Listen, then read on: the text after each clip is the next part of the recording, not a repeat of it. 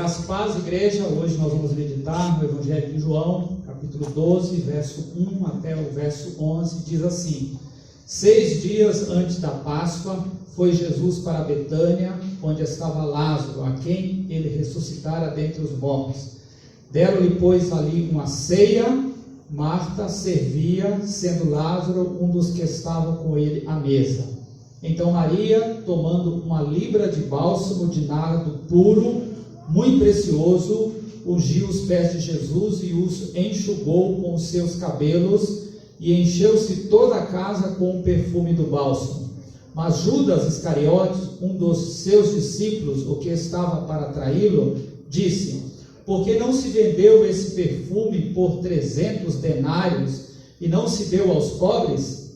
Isto disse ele, não porque tivesse cuidado dos pobres, mas porque era ladrão, e tendo a bolsa, tirava o que nela se lançava. Jesus, entretanto, disse: deixa que ela guarde isto para o dia que me embalsamarem.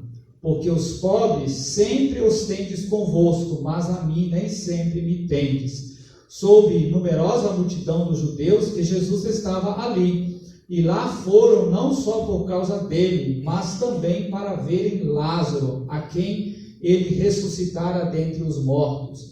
Mas os principais sacerdotes resolveram matar também Lázaro, porque muitos dos judeus, por causa dele, voltaram crendo em Jesus.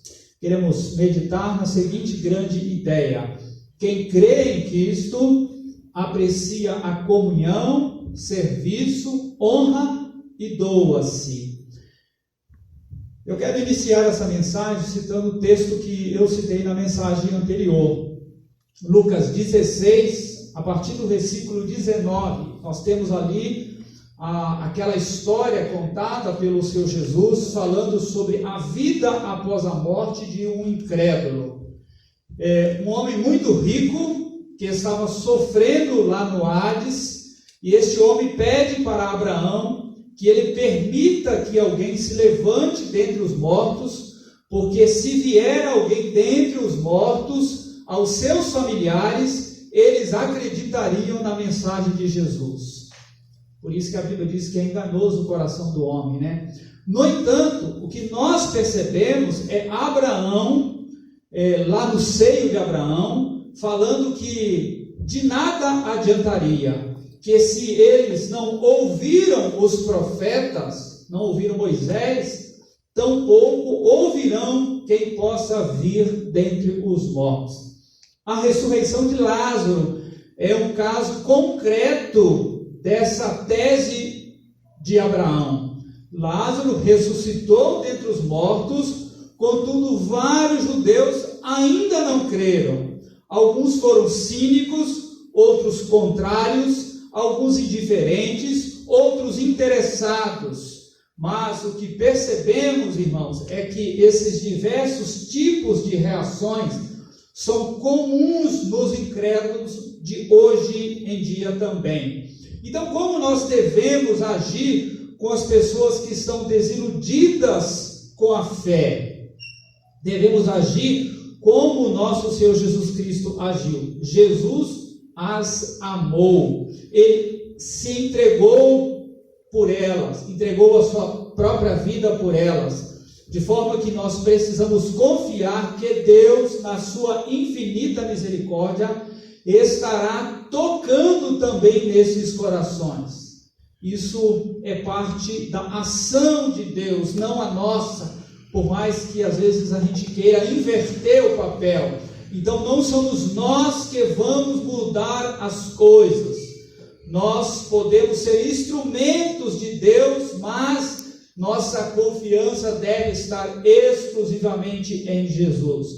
Primeiro versículo de João 12 nos diz que esse acontecimento ocorreu 6 dias antes da Páscoa. É possível que essa passagem esteja se referindo àquele acontecimento da sexta-feira ou sábado anterior à morte de Jesus. Se foi, faltava apenas uma semana para a sua morte. Aquela tensão do tempo da morte de Jesus está chegando. Então, neste caso, Jesus já teria andado o bastante com os seus discípulos, já teria tido bastante relacionamento com eles, já os conhecia muito bem, de forma que eles já tinham provado de todo tipo de experiência com Jesus. Eles já tinham ouvido coisas de Jesus que eles não gostariam de ouvir. Já foram convidados por Jesus, inclusive, a se retirarem, caso quisessem. Eles estão na última semana de vida junto com o Mestre. Você sabe o que significa isso, meu querido irmão, amigo? Significa que Jesus já tinha vivido com eles por volta de 3 anos e nada mais era novidade para eles. Mas apesar dessa familiaridade que podia gerar algum tipo de desprezo entre eles, a bem da verdade, aquelas pessoas que estavam próximas de Jesus tinham podido provar e receber certas coisas na vida de Jesus que eram simplesmente fantásticas. Imagine você ter vivido na época do Cristo, ser um dos discípulos, andar com Ele, aprender dele, ver os milagres, as transformações que Ele fez na vida das pessoas e na vida dos próprios discípulos. Um era filho do trovão, se transformou no apóstolo do amor. Lembra quando João Batista manda perguntar se Jesus era de fato o Cristo? O que ele respondeu? Diz lá o texto: os cegos veem, os surdos ouvem, os paralíticos andam, os endemoniados estão sendo libertados, os pães estão sendo multiplicados, a água está sendo transformada em vinho, a natureza está sendo acalmada por ele, mortos estão sendo ressurretos. Já pararam para pensar? Eles viram tudo isso, irmãos, nesses 3 anos convivendo, estando ali em comunhão íntima com o seu Jesus. Eles viram a manifestação de Jesus naquele período, e não somente viram o poder de Jesus, mas viram também a misericórdia dele, a compaixão do Senhor Jesus. Pessoas que eram desprezadas e segregadas naquela sociedade judaica foram acolhidas por Cristo. Um cobrador de impostos era considerado como a escória nacional. Jesus não somente acolheu aquelas pessoas, como colocou um deles como seu discípulo. Jesus conversou com uma mulher adúltera e samaritana. Jesus tocou em um leproso antes de curá-lo. Jesus era bondoso, tinha misericórdia, tinha compaixão das pessoas. Por isso que ele é o nosso exemplo, por isso que ele é nosso modelo a ser seguido, a ser copiado.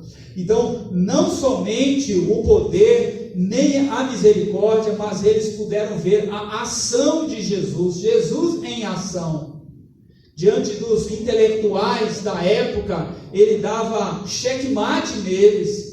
Durante todo o tempo, aqueles opositores estavam armando ciladas para Jesus, para ver se ele caía nelas, para ver se de alguma forma ele pudesse se trair. Jesus não caía e ainda assim colocava seus seguidores hostis em situações delicadas. Tamanha era a sua sabedoria, tamanho o seu discernimento, tamanha a sua visão de futuro. Em certa ocasião, a cidade saiu para matar Jesus, para matá-lo. Estão a ponto de lançá-lo de um precipício, quando o texto nos diz que simplesmente Jesus atravessou no meio do povo enfurecido. Você consegue imaginar tamanha autoridade? O que o fez sair da beira de um precipício, atravessando entre a multidão que queria matá-lo? Você consegue imaginar tamanho poder? Quem é esse? Será que Jesus deu pausa em todo mundo para passar no meio deles, quando eu pensava sobre isso, eu lembrei daquele filme, O Clique, em que o ator clicava e fazia o que ele queria, inclusive quando a mulher dele estava falando para poder não ouvi-la. Será que Jesus deu pausa em todo mundo e simplesmente passou? Os discípulos de Jesus, depois de 3 anos com ele, já tinham comido muito mais do que um saco de sal com ele. Como diz o ditado lá em Minas, você precisa comer 1 quilo de sal para conhecer melhor a pessoa. É que demora comer 1 quilo de sal. Eles conheciam muito bem a pessoa do seu Jesus. Então, assim como os incrédulos tiveram reações diversas contra Jesus, os discípulos dele também tiveram reações diferentes. O texto que lemos relata um jantar que aconteceu 1 semana antes da morte de Jesus. E nesse jantar poderemos encontrar atitudes que espelham as atitudes que nós temos para com o Senhor Jesus. Podemos não agir como os incrédulos, mas vamos encontrar naquele jantar algumas reações diferentes a Jesus, apesar de terem andado 3 anos com ele. Esse jantar, diz o texto, verso 1, diz que aconteceu em Betânia. Jesus não era uma pessoa estranha lá em Betânia. Quando Jesus ia para Jerusalém, ele tinha como sua casa, sua base, a casa de seus amigos Lázaro, Marta e Maria.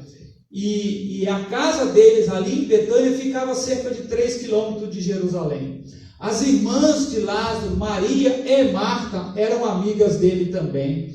Era uma casa em que ele tinha tanta, mas tanta liberdade, que toda vez que ele ia se hospedar lá, ele não vinha sozinho, ele trazia todos os seus irmãos, amigos, discípulos. Eles chegavam naquela casa e ficavam como que à vontade. Ali eles eram servidos pelos donos da casa. Em outra ocasião, vimos Maria ouvindo Jesus ensinar enquanto Marta estava trabalhando para oferecer uma hospedagem digna para aqueles discípulos, aqueles convidados. 1 semana antes desse jantar, irmãos, Lázaro fica doente e mandam avisar a Jesus e ele não faz nada. Lázaro está morto, Jesus volta e ele ressuscita aquele seu amigo, aquele homem. Lázaro foi ressuscitado. Pessoas estão crendo em Jesus porque ressuscitou aquele morto. Em função disso, esses irmãos que conhecem a Jesus oferecem ali um jantar para ele e para os seus amigos. Jantar, neste texto aqui, significa ceia ou banquete. Não é um simples jantar, irmãos, aquilo do dia a dia. Era algo mais sofisticado, mais incrementado. Era realmente um banquete, como diz a tradução ali no original no grego. E esse banquete foi em Betânia, mas não foi na casa de Lázaro, Marta e Maria. Talvez pelo número de pessoas que estavam participando, eles o fizeram na casa de uma outra pessoa. Pelo texto de Mateus e de Lucas, nós sabemos que foi na casa de Simão, chamado também de o leproso. Provavelmente ele era famoso por ser leproso e Jesus o curou, mas ele continuou com a fama de o leproso. Esse jantar foi lá na casa dele, e somando por Mateus, Marcos e Lucas e João, são pelo menos 17 pessoas nesse banquete. Jesus, seus discípulos, Marta, Maria, Lázaro e o próprio Simão, evidentemente. Tudo indica que deveria ter mais algumas pessoas. Então, possivelmente, por conta do número de pessoas que estavam sendo alcançadas nesse banquete, nessa ceia, é que esse jantar tenha sido na casa de Simão, o leproso. Note bem, irmãos, A maneira dele receber Jesus é com um banquete. Ele sabe que esse Jesus está chegando e vem jantar com ele, na casa dele, com os seus amigos, portanto não merece qualquer coisa, mas sim um banquete. Marta, Maria, Lázaro, Simão e talvez mais algumas pessoas que conheciam Jesus vão recebê-lo e decidiram que não iriam oferecer-lhe pão com salame, pão com linguiça, mortadela, salsicha, mas sim um banquete, irmãos, digno de um rei, digno de um Senhor, digno do Filho de Deus. E nesse contexto, nesse banquete, eles estão recebendo Jesus e os seus discípulos. Nesse banquete nós vamos encontrar alguns personagens expressando sua apreciação a Jesus. O primeiro personagem que expressa apreciação a Jesus é Lázaro. O verso 2 diz: Lázaro estava à mesa com ele. A ideia é que Lázaro estava reclinado à mesa com Jesus, ele se curvou sobre a mesa, ele estava sentado praticamente no chão, com as suas pernas para trás, como é típico daquela cultura, e está apoiado à mesa, convivendo com Jesus naquele momento ali de recepção. Talvez expressando para Jesus toda a sua gratidão, toda a sua alegria por estar ali com o Mestre, na sua presença, o seu amigo, aquele que lhe ressuscitou. Para Lázaro, irmãos, estar com Jesus era uma alegria, era uma festa, era um gozo. Ele é o seu melhor amigo. Para que servem os amigos? Para que servem os irmãos? Serve para uma série de coisas, irmãos. Eu enumerei algumas coisas aqui, eu não sei se vocês vão concordar comigo. Não nessa ordem, tá? Emprestar dinheiro, ajudar na mudança, ajudar a encher laje, emprestar o carro, e há tantas outras coisas, irmãos. Dar um ombro, estar junto, chorar, se alegrar. Então a amizade envolve companheirismo, participação, ter coisas em comum, conviver, socorrer, chorar, se alegrar. Lázaro, quando olha para Jesus ali, recebendo-o naquela casa, ele não olha somente como aquele que pode tirá-lo da morte, não olha como aquele que pode curá-lo ou socorrê-lo, mesmo financeiramente, como talvez nós olhamos para Jesus e falamos: Senhor, e agora? Lázaro olha para Jesus como um amigo e diz: eu quero estar junto com ele. Será que nós olhamos para Jesus com a mesma perspectiva de Lázaro? A perspectiva da alegria, a perspectiva da ansiedade de receber em casa, de ceiar com ele, de oferecer o melhor, aquele banquete, de querer estar com Cristo e alegremente gozar da presença dele. A apreciação de Lázaro é importante, irmãos, porque nos remete a nossa condição atual. Se é isso que a igreja de Jesus está fazendo em pandemia, ou se estão usando a pandemia como justificativa para poder se afastar do Senhor, para poder não estar na igreja. E eu tenho dito em particular com algumas pessoas que não há lugar mais seguro para estar do que a igreja do Senhor. E se tem alguém usando como justificativa para não estar na igreja do Senhor, está em pecado, porque podem estar no mercado, na farmácia, na padaria, no banco, na rua, no comércio, comprando presente, mas na igreja não. Usa-se contra o próprio Deus um argumento que é infundado. Lázaro jamais faria daria, se possível, até a sua vida, sabendo que se morresse, se fosse à vontade, Jesus ressuscitaria. Mas hoje em dia, em pandemia, tudo é motivo para não estar na igreja, porque lá existe um ponto de contaminação. Graças ao bom Deus, irmãos, até hoje, nós estamos chegando no final do ano, nenhuma pessoa pode dizer que foi contaminada na Igreja Batista em Jardim Mauá, porque estamos obedecendo todas as regras necessárias.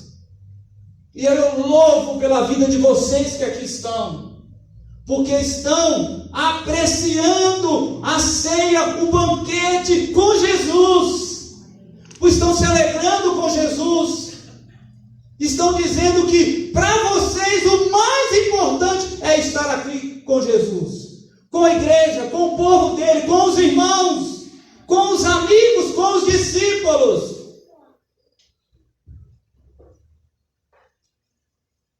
Lázaro quer ter comunhão com o Senhor, quer alimentar um relacionamento próximo, vivo com o Senhor.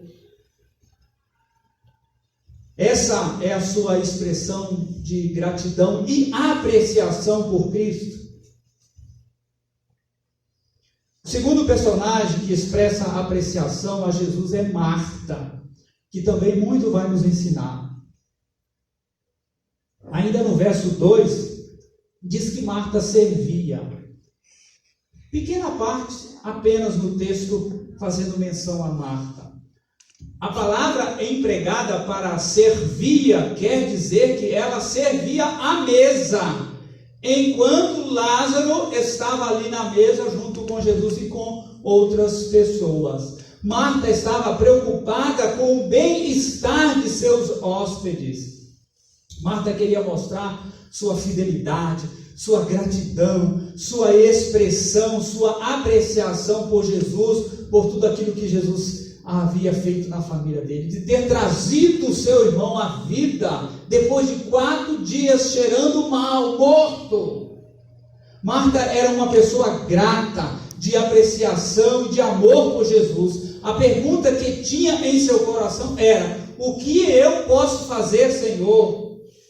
Você costuma fazer essa pergunta para Jesus? O que você pode fazer para apreciar Jesus? Marta ocupava do seu tempo, da sua força, ela se dedicava trabalhando para o bem-estar de Jesus e dos seus. Ela entendia que aquilo que ela estava fazendo era pela causa do Senhor Jesus.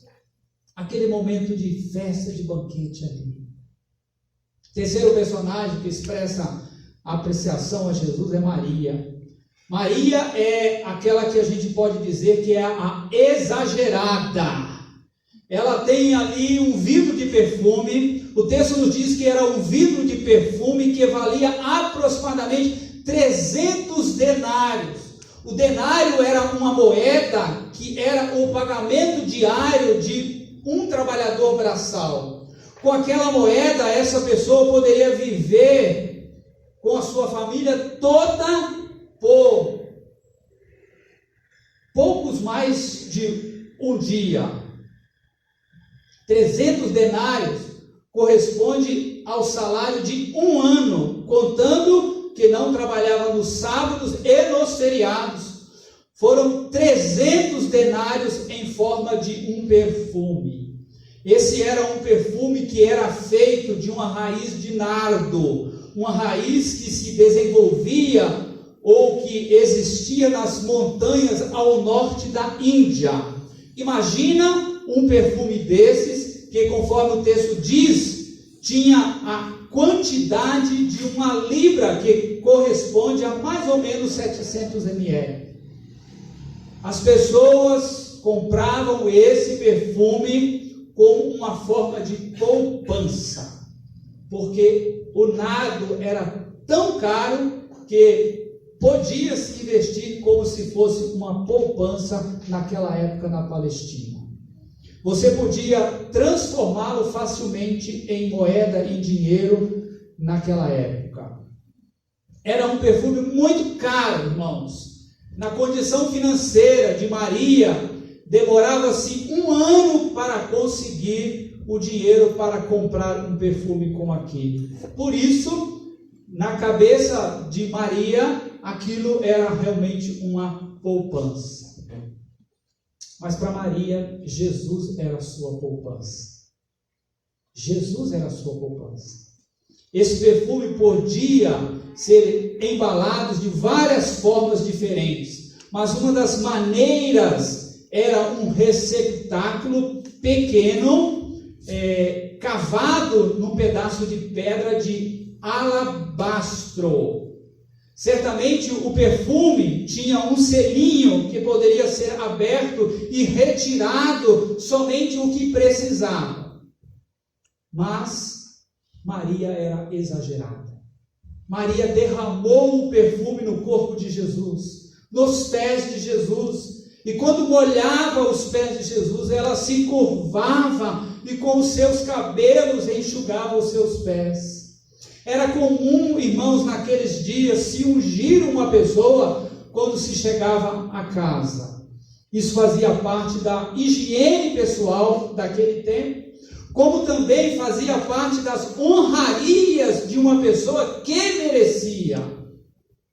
Ela está empregando muita coisa naquele gesto, muito dinheiro naquele gesto, porque o que ela conhecia de Jesus, porque o que ela havia experimentado de Jesus, o credenciava a que ela derramasse por terra 1 ano de trabalho, talvez toda a sua poupança.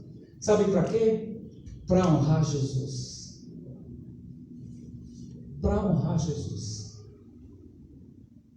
Será que nós temos conhecido Jesus ao ponto de termos gestos semelhantes ao gesto de Maria? Será que o nosso conhecimento, a nossa gratidão, a nossa forma de honrar a Jesus tem se traduzido semelhante ao que ela aqui demonstra, nos ensina? De doar nossa vida, tudo que somos, que temos, consagrar, servir, participar, nos alegrar. Esses 3 irmãos, bem perto de Jesus, Lázaro, Marta e Maria, bem próximos de Jesus, ou estão contemplando, ou estão servindo, ou estão sendo exagerados na sua expressão de apreciação por Jesus. E nós, irmãos, o que temos feito como expressão de honra, de serviço, de adoração, nós temos apreciado realmente Cristo. E o quarto e o último personagem que expressa a apreciação a Jesus são os discípulos, irmãos. Provavelmente eles conheciam mais de Jesus do que Marta, Maria e Lázaro. Como que eles reagiram ao que eles viram naquela casa, naquele banquete, naquela ceia? Nesta hora, eles tiveram uma reação um tanto quanto comum. Por exemplo, aqui no texto de João 12, diz que foi Judas que falou sobre o desperdício. Mas Mateus 26, 8 diz que foram os discípulos que falaram. Os discípulos, ao verem isso, ficaram indignados e perguntaram: por que esse desperdício? Mateus relata dizendo que não foi só Judas. Talvez Judas expressou, demonstrou aquilo que estava passando no seu coração de forma muito prática, muito rápida, mas os outros também tinham o mesmo sentimento. Eles ficaram indignados, eles ficaram zangados com o que ela acabou de fazer. Desperdiçar 700 ml de um perfume raro no corpo de Jesus. Que desperdício! Marcos diz assim: indignaram-se alguns entre si e diziam, para que esse desperdício de bálsamo.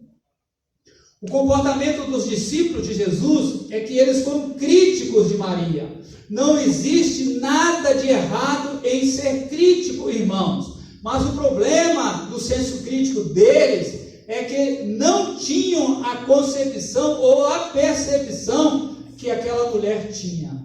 E às vezes, quando nós criticamos alguém, Nós não conhecemos a sua mente, o seu coração, por que ela fez ou está fazendo aquilo. Além de serem críticos, eles foram constrangedores também, irmãos. Marcos 14:6, Jesus disse: deixe-na em paz, porque a molestais. Eles não estavam somente criticando, eles estavam perturbando aquela mulher, talvez apontando o dedo para ela, talvez colocando ela no canto lá, dizendo: que isso, mulher, você é doida, o que você foi fazer? De alguma forma eles estavam constrangendo aquela apreciação daquela mulher, o louvor, a gratidão dela por Jesus. Note que os discípulos provaram de Jesus, talvez por mais tempo do que Marta, Maria e Lázaro, mas a reação deles é de crítica, é de constrangimento naquele momento. Então a pior reação dentre os discípulos de Jesus é a reação de Judas. João só fala dele, mas ele é um dos que estava reclamando, é daquele do grupo. A observação de Judas é a seguinte: olha, esse perfume, se ele fosse vendido, 300 denários dava um ano de salário. Judas expressa o que ele poderia fazer com todo esse dinheiro, pois ele era o tesoureiro. Existia uma bolsa para guardar o dinheiro das ofertas, que é descrita lá em Lucas 8:3. Joana, esposa de Cusa, procurador de Herodes, Susana e muitas outras, essas mulheres ajudavam a sustentá-los com os seus bens. Olha o privilégio dessas mulheres em participar do sustento de Jesus e dos discípulos.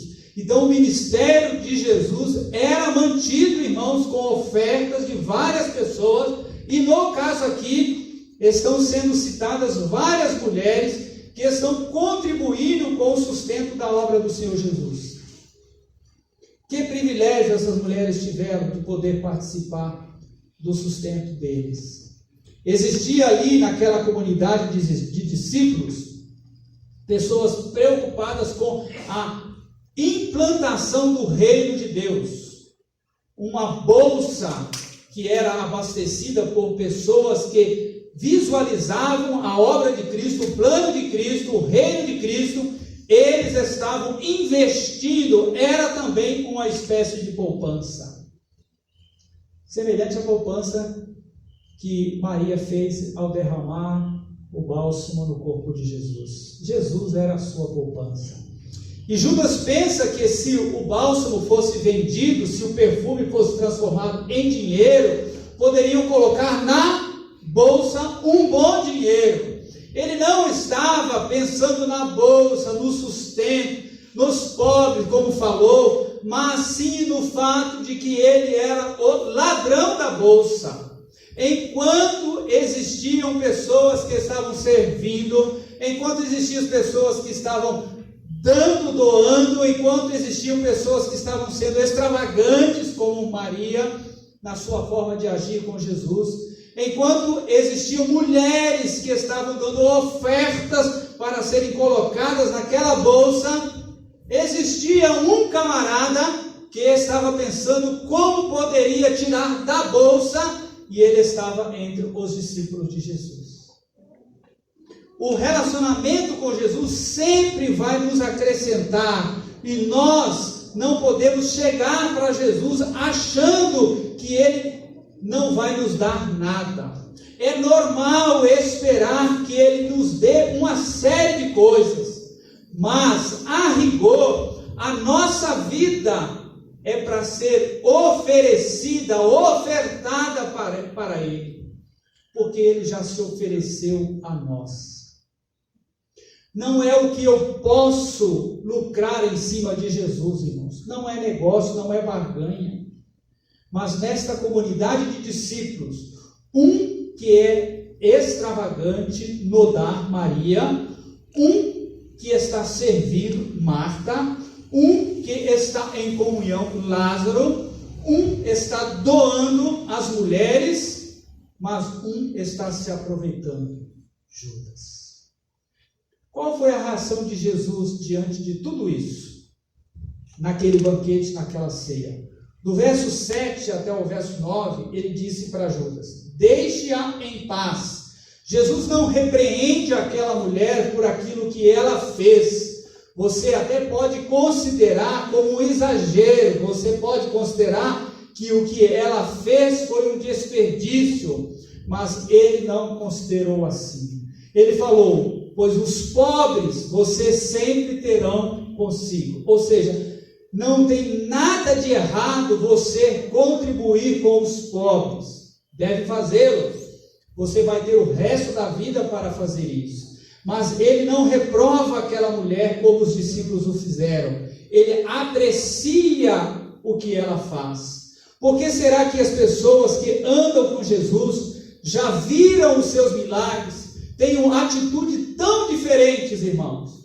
De tanta desconfiança, de tanta incredulidade, de tanta dureza de coração.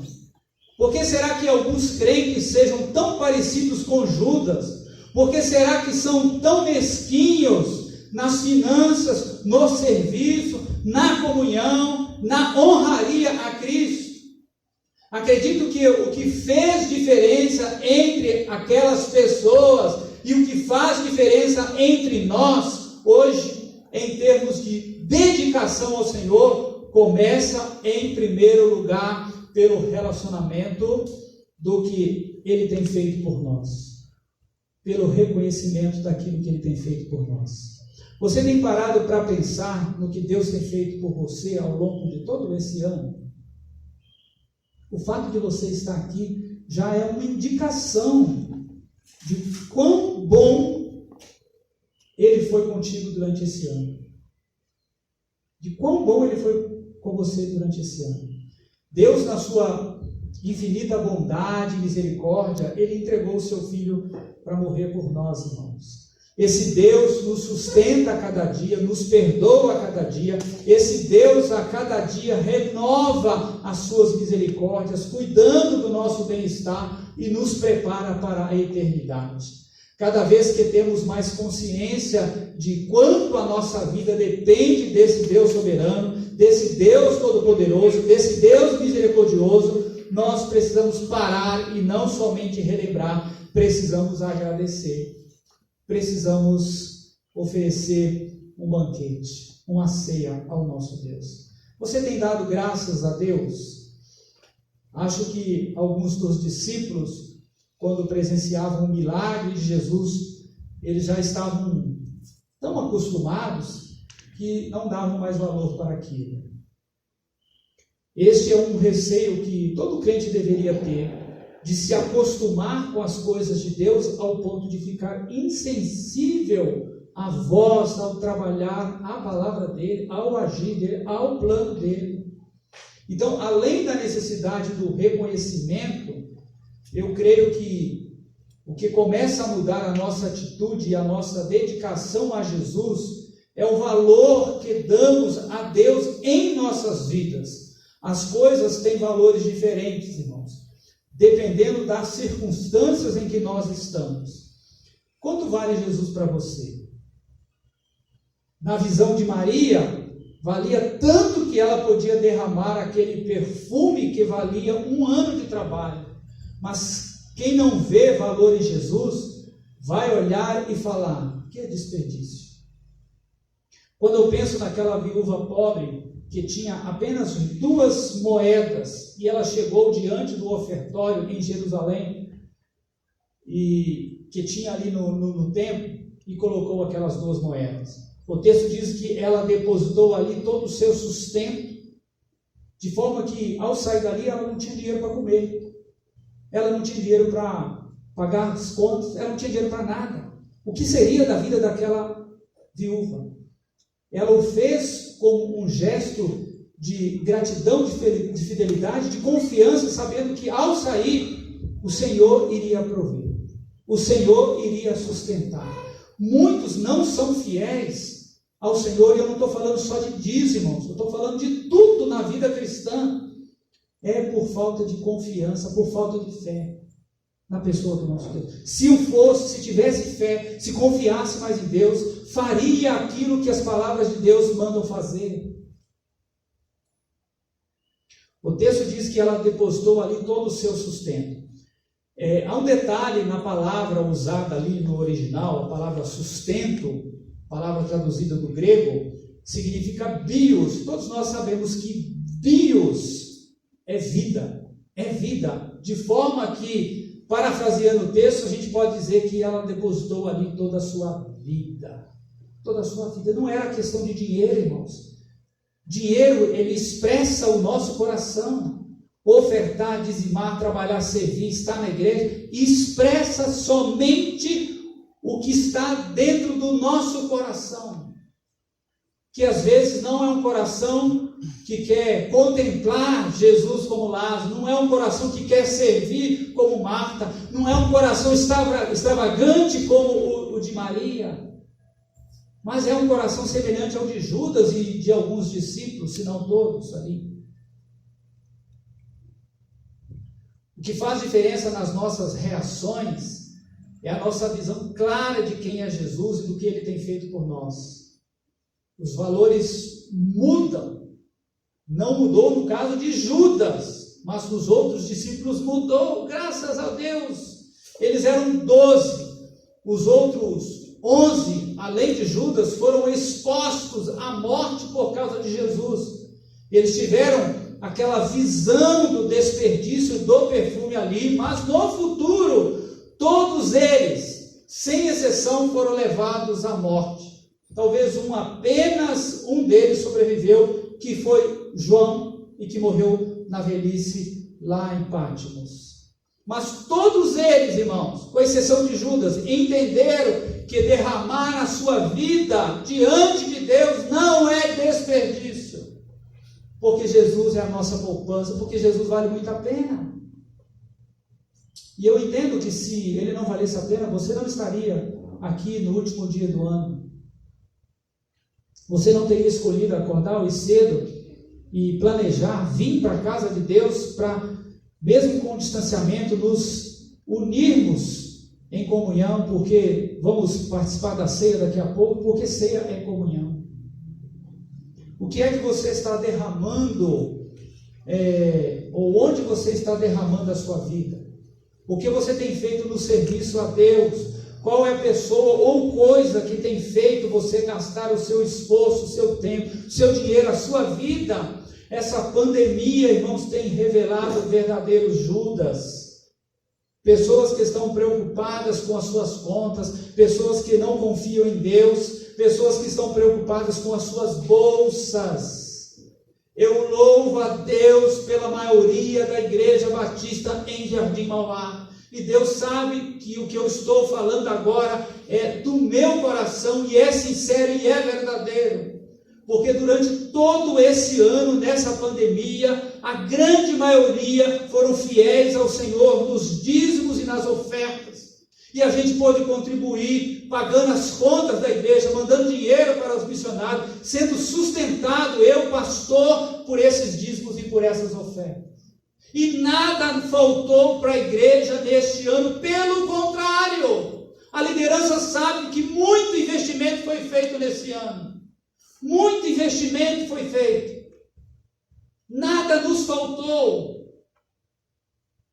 Porque graças ao bom Deus, nós temos aqui muito mais Lázaros, Martas, Marias, discípulos transformados do que Judas. E eu louvo a Deus por isso. Pela bênção do Senhor na vida da nossa igreja. Agora eu lamento também por aqueles que não quiseram participar dessa bênção, por terem escolhido serem Judas, por criticarem, acharem que é desperdício isso ou aquilo, como Judas o fez. Eu quero encerrar essa mensagem fazendo menção novamente à grande ideia que eu citei lá no início. Quem crê em Cristo aprecia a comunhão, aprecia o serviço, aprecia a honra e doa-se. Quem crer em Cristo expressa essas características porque é constrangido pelo Espírito Santo. Paulo diz lá em 2 Coríntios 5,14: pois o amor de Cristo nos constrange, porque estamos convencidos de que um morreu por todos, logo todos morreram. Meus irmãos, como filhos de Deus, nós temos um ideal que é um serviço dedicado à busca da comunhão e exageros por Jesus, somente por Ele. Essas coisas são baseadas no relacionamento do que Ele tem feito por nós, no reconhecimento do que Ele tem feito por nós, do seu amor constrangedor e numa visão do valor que Ele tem para você. Será que nós estamos dispostos a dedicar as nossas vidas em gratidão a tudo que Ele é e tudo que Ele tem feito por nós? Se não, você está no lugar errado. Se sim, você está no lugar certo. Seja o nosso tempo, a nossa força, o nosso trabalho, o nosso dinheiro, a nossa vida, irmãos. Lembre quem é o Senhor. Lembre-se que Ele é o seu Senhor. Eu quero desafiá-lo a consagrar a sua vida, dizendo: Senhor, eu quero derramar a minha vida aos teus pés. Faz o que o Senhor quer de mim. Abaixe a sua cabeça aí e ore nesse momento comigo. Senhor Deus, eu quero consagrar a minha vida, ó Pai, e eu sei que os meus irmãos aqui também entendem isso e querem fazer isso, senão não estariam aqui. O meu pedido ao Senhor é que o Senhor derrame a tua graça, o teu favor sobre essas vidas, e que eles possam dizer nesse momento: Senhor, eu também quero derramar a minha vida aos teus pés. Faz o que o Senhor quer de mim. Abençoa, Pai, toda a tua igreja, em nome de Jesus. Amém. O que é que você tem feito de melhor, de mais valioso? Força, tempo, inteligência, criatividade, dinheiro. Então derrame nos pés do Senhor. Isso não é desperdício. Não acredite no Judas, em Mamon, no devorador, no enganador. Não acredite no seu coração que é enganoso. Acredite em Cristo e na sua palavra. Que Deus vos abençoe derramando a sua vida aos pés de Cristo. Lembre-se, isso não é desperdício, é honrar a Cristo. Amém.